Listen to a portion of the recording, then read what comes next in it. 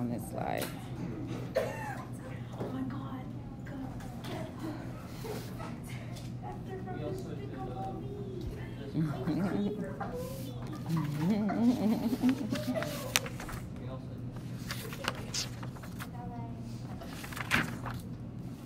Okay, so a vector is a quantity that has direction and magnitude. So magnitude is the distance between the beginning and ending points. And the direction is the angle the path forms with the horizontal. That's what's really important. Okay. So, how do you write a vector? Couple things you need to know is your initial point and your terminal point. So, in this example, this point P is our initial point.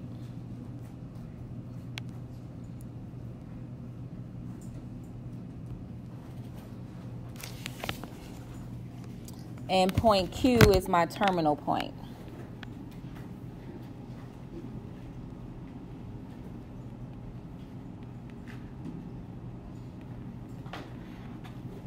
So there's a couple different ways to write vector to show that it's a vector. One way is to use this symbol here.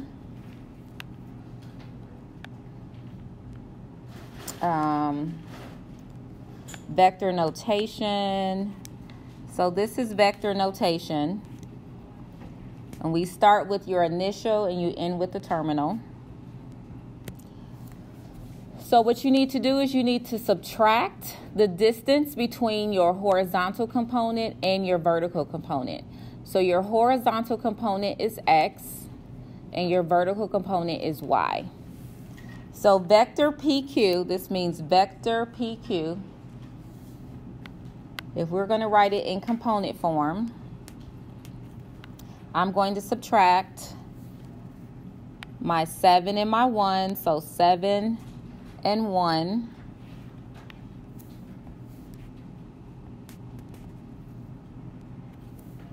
And then you're also going to subtract your vertical components, which would be 6 minus 4.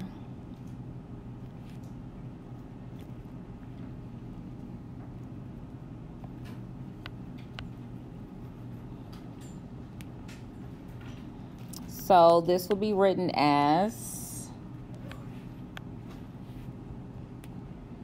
vector 6, 2. And the 6, again, this is your delta X, which is your horizontal component.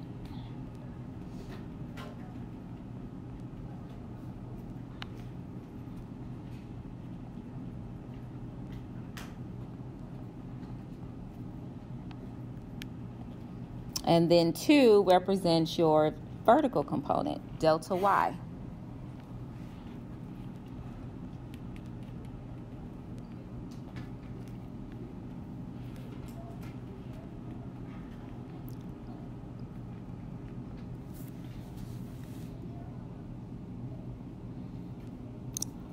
So I'm going to give you the formulas for magnitude and for direction.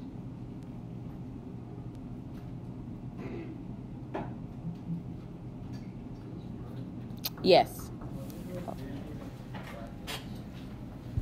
I'm sorry. What did you say?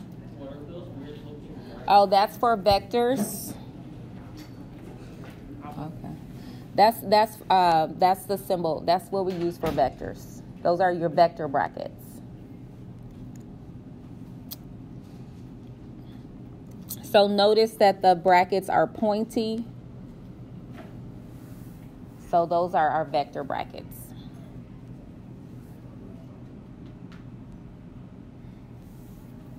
So magnitude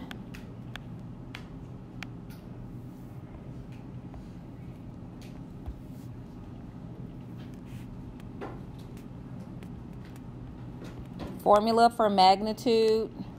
So if you're trying to find the magnitude of vector PQ, first of all, these double lines, this is a symbol for magnitude. So if I put I'm going to put my vector in between that.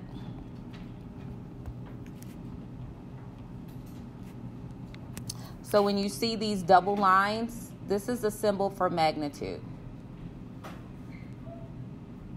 So in order to find the magnitude of this vector, for example, you would take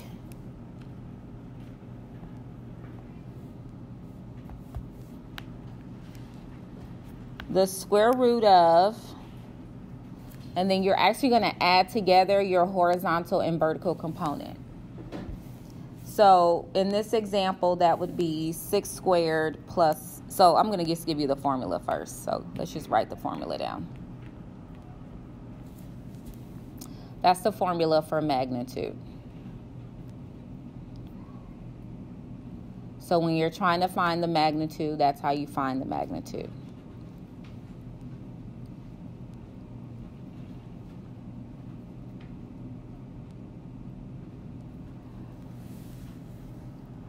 So let's go ahead and find the magnitude of this vector. So the magnitude of this vector would be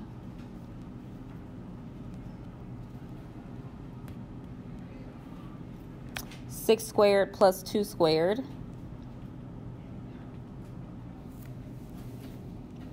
which is the square root of 40. And that simplifies down to 2 root 10. So when we write our magnitude, we're going to give it as an exact number. So no decimals for our magnitude.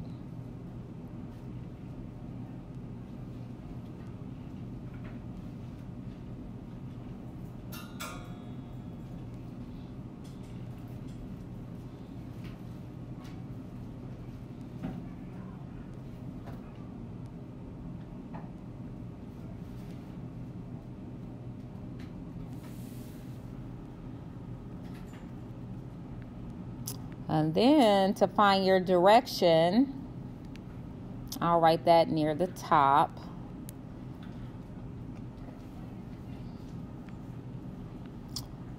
First of all, you want to always check your quadrant, and we'll practice that here in a second. But to find your direction,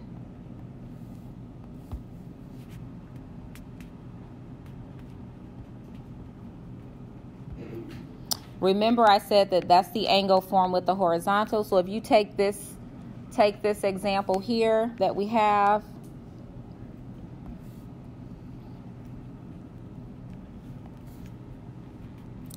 so the magnitude is always going to be with the horizontal. So this would be your magnitude right here. So in this example,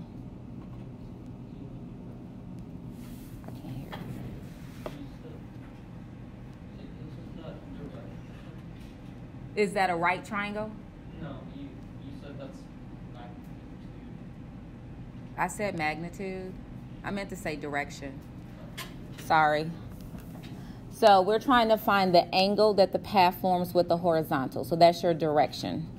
So right here so when you're trying to find your direction is always with the horizontal. So instead of drawing your angle going upward, you're going to start with your initial point, and it is your horizontal. So your formula for your direction is the inverse tangent, because it's an angle. So remember, anytime you're trying to find an angle, that's inverse, and that would be delta y over delta x. So for this one here, delta y is 2 and delta x is 6. Go ahead and type that in your calculator to find your direction.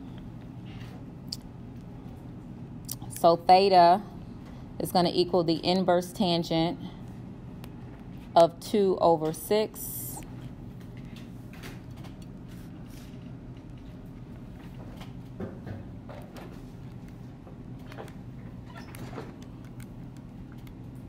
And you should get 18.435.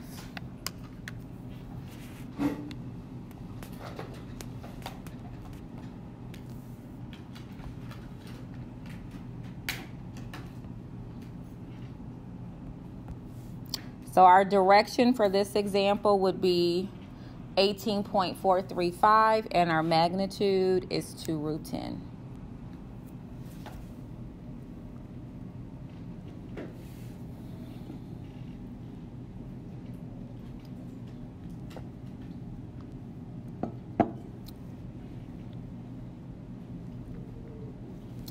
So if you were to plot this point 6,2, what quadrant would this be in? What quadrant is the point 6,2 going to fall in? It's in quadrant 1, right? Because they're both positive. And in quadrant 1, thinking back to the unit circle, angles are between 0 and 90 degrees. So did we get a number between 0 and 90? Yes, so that would be okay. And we'll do an example next where we have to add. You may have to add 360 or add 180. But you always want to check your quadrant to make sure that you're getting direction that's within that angle range. Okay, so let's do a couple more practice questions. So let's look at example 1. Let's go ahead and find the magnitude. So again, this is already written in that form. See, we have we see the little fancy brackets that we have here. Those are vector brackets, so that tells me that this represents my horizontal component, and this is my vertical component. So this is my delta x, and this will be my delta y. So let's find the magnitude first. So they didn't name or label this, so I'm just going to call this vector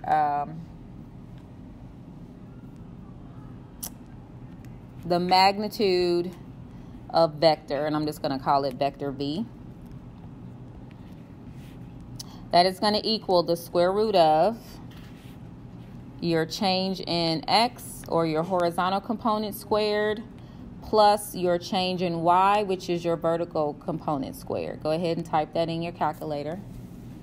And that's going to give you your magnitude. So we're going to find the magnitude and the direction.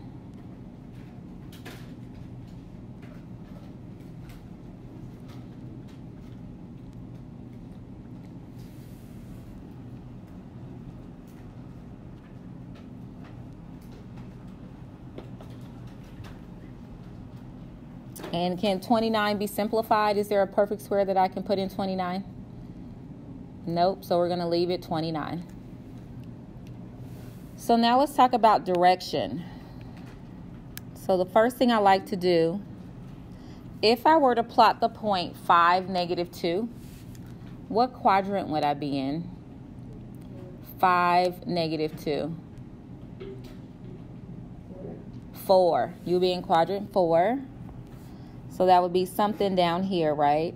And in quadrant 4, in Q4, our angles have to be between 270 and 360. So let's keep this in mind, because our calculator is not going to give us an angle between that. So let's find the direction. So theta equals the inverse tangent of the change in y, which is -2, over your change in x. Go ahead and type that in your calculator.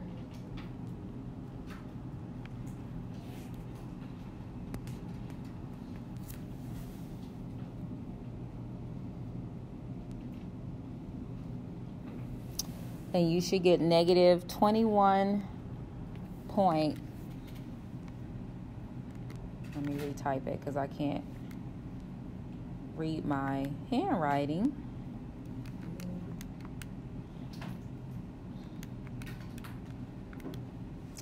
-21. Oh wait.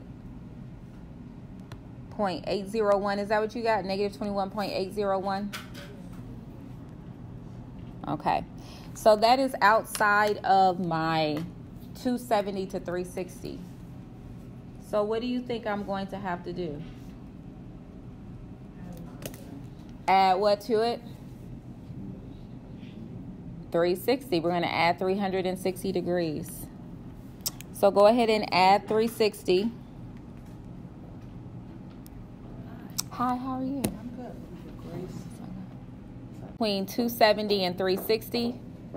So when we add 360 to it, we should get that our direction, which is theta, is 338.199 degrees.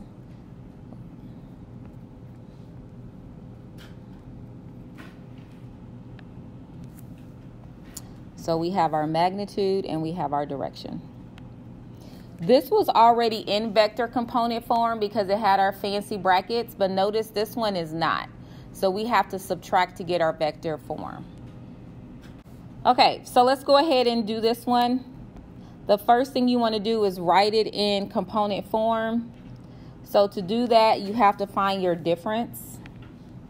So for our vector component form, we need to subtract, because you need to find your horizontal component and your vertical component. So to find your horizontal component, we're subtracting our x.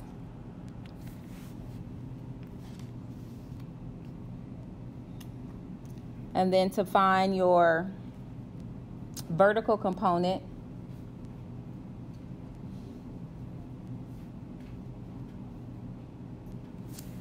we subtract our y.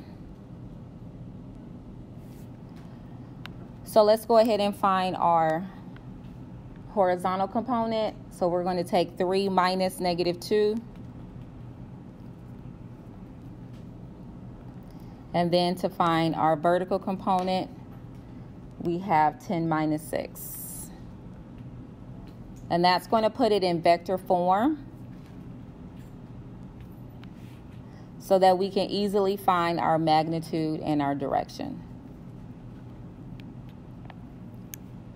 So go ahead and take a moment.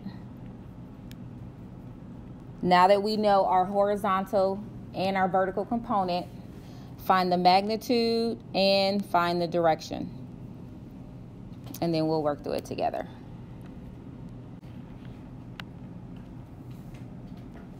So again, I'm finding the magnitude, and I'm just going to keep calling it vector V. And that's going to equal the square root of 5 squared plus 4 squared, which is going to be 25 plus 16, which is 41. So that would be our magnitude. And for our direction, so what quadrant is this falling in between? The 0.54. 1. And what should our angles fall between in quadrant 1? 0 and 90. So let's see if our calculator is going to give us a number between 0 and 90. So theta is going to equal the inverse tangent of 4/5. And when you type that in your calculator, you should get, you should get 38.660. So I don't need to add anything to that. And that would be my final answer.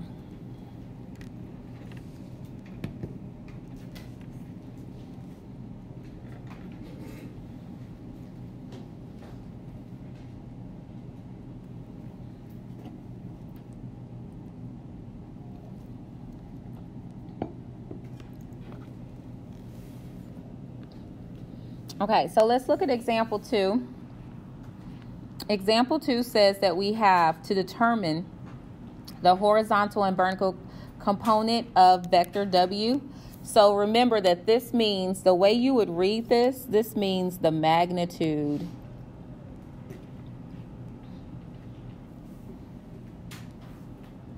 of vector W.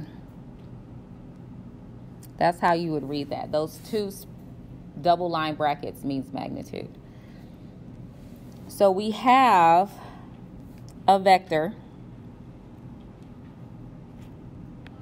The magnitude is 7, which represents your hypotenuse. And remember, your direction is always with the horizontal. So your theta, or your direction, is 20 degrees. And they want us to find two things. They want us to find our vertical component, which is delta y, and they want us to find the horizontal component. So what trig ratio do you think I would use to find y?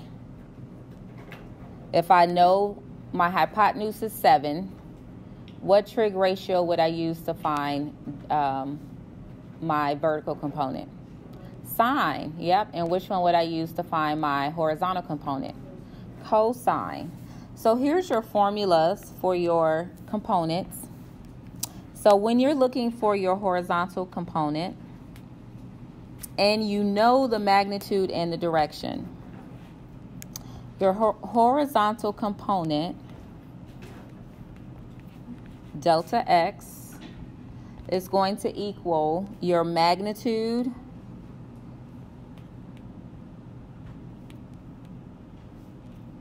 times the cosine of theta.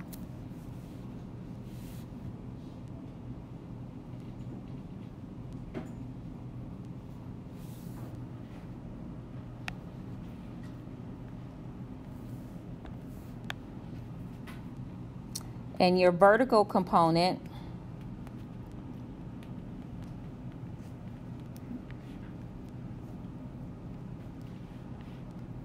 delta y, is going to equal the magnitude times the sine of theta.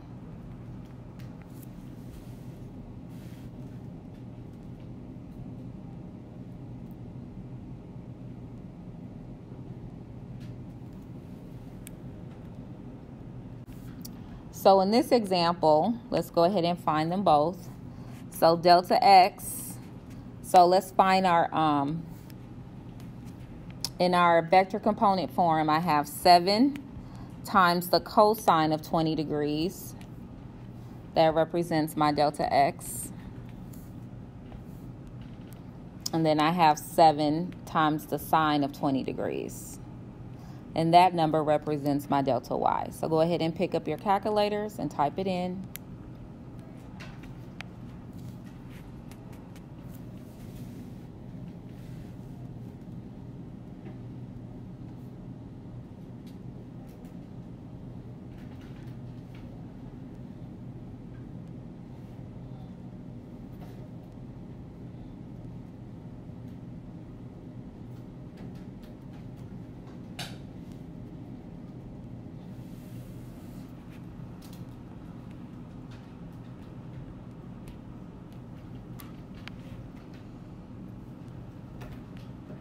I did not mean to put a degree symbol. 6.578 and 2.394. And that would be your answer. So what we had to do, we had to, instead of so for example 1, we had to find the horizontal and vertical component and then use that information to find our magnitude and direction. In example 2, they gave us our magnitude and direction, and we had to find our vertical and horizontal component. So if there are formulas, so your test is May 5th, which is next week. These are just a few of the formulas that you should definitely highlight if you have a highlighter. So I would highlight that. You should know these 2 formulas. And then going back to our first page, you should know how to find the magnitude and how to find your direction.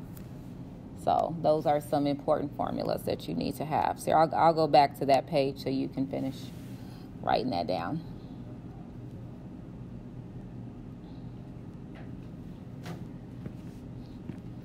And the last thing we're going to do today is talk about operations with vectors. So let's go ahead and go to our next page. And we have operations with vectors, and then we will end there.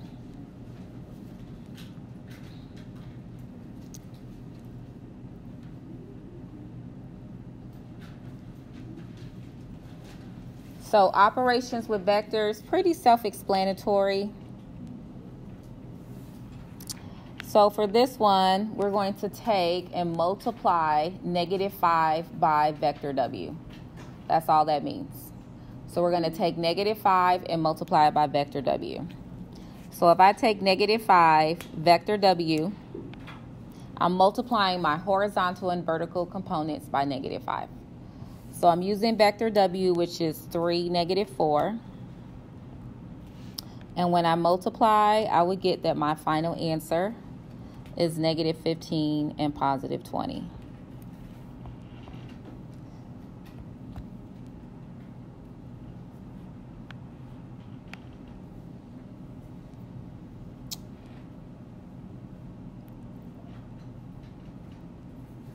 For question B, I'm multiplying vector W by 4, and then I need to subtract vector V.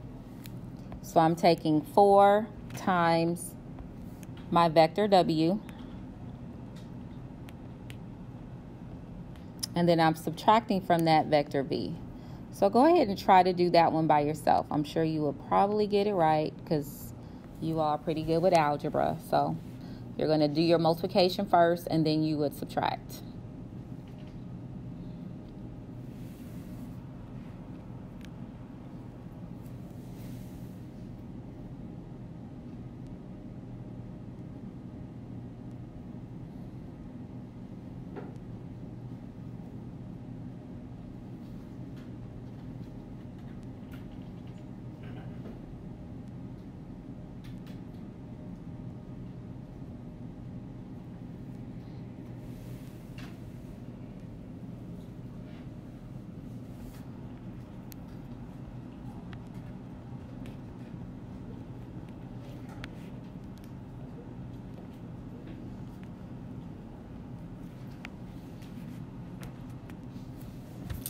So I multiplied by 4, and now I'm taking 12 minus 6, which is 6. Negative 16 minus negative 6 would be what? Negative 10. All right, try to do example 2 by yourself, and that's it for today. Go ahead and try to do that one.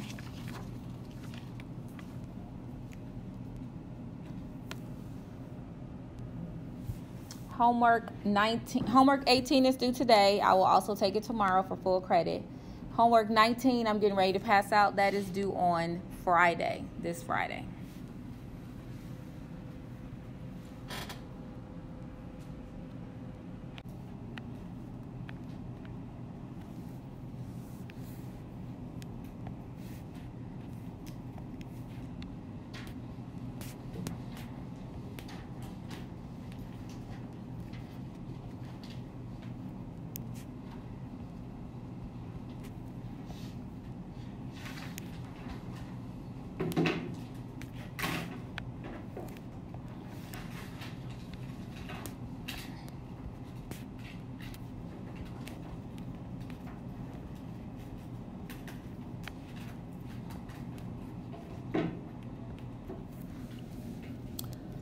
So who got 6, 7 for the first one? All right, good. Let's do our second one.